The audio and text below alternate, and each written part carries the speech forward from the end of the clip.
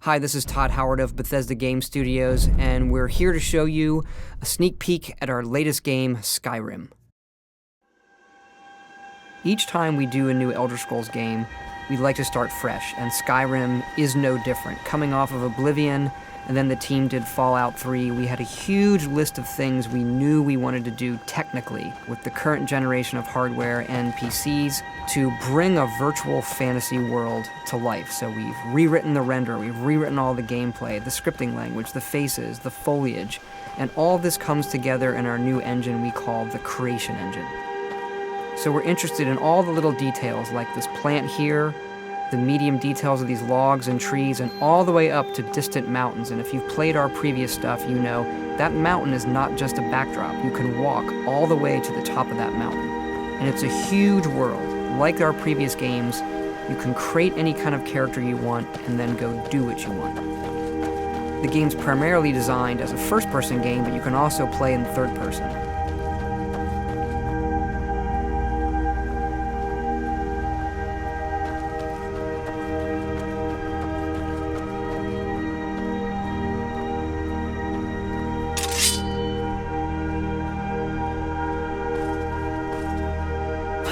Our big motto for Skyrim is, you are who you play. So whatever you have in your hands or whatever you're using, you're going to get better at, and then you're going to level up. The right trigger does your right hand, and the left trigger does your left hand.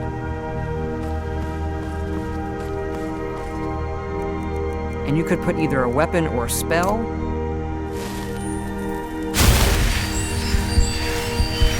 You can also dual-wield spells. What's really cool here is, if you put the same spell in both hands and pull both triggers, you can get a bigger, more powerful version of that spell.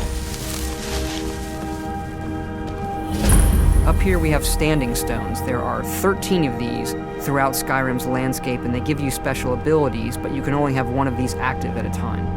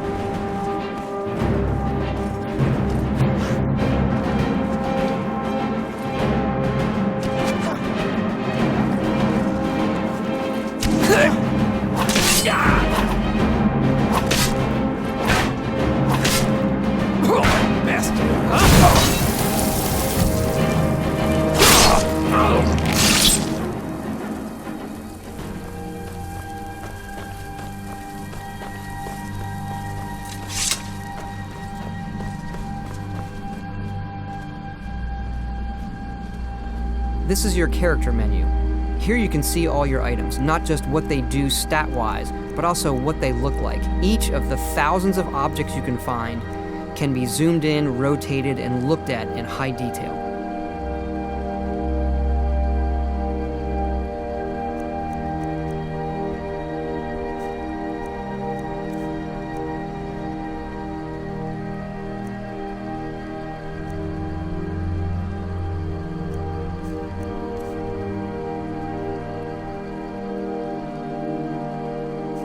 With the skills menu, you look to the heavens, and here you can see all of your skills, how they're progressing, and as your skills increase, you'll push yourself to leveling up.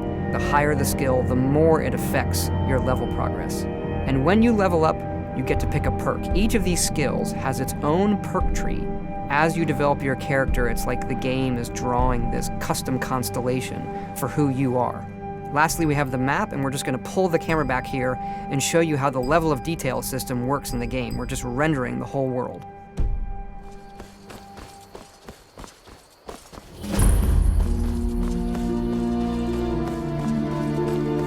dragon! I saw a dragon! What? What is it now, Mother?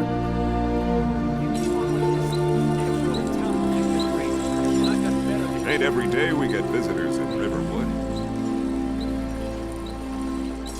Gerda's family first settled here as woodcutters a few generations ago. She and Hod run the mill. I make a decent living sharpening axes and fixing the sawmill.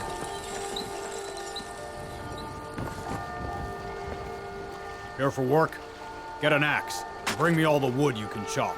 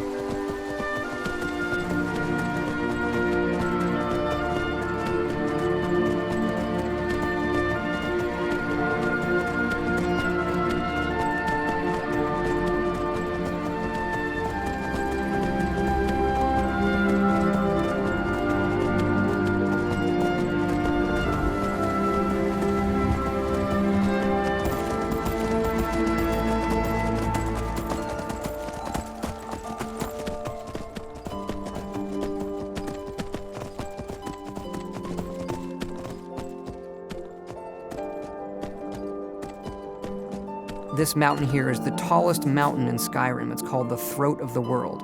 It is home to the Greybeards, who are masters of the voice. The voice is the ability to use the language of dragons and form these magical shouts.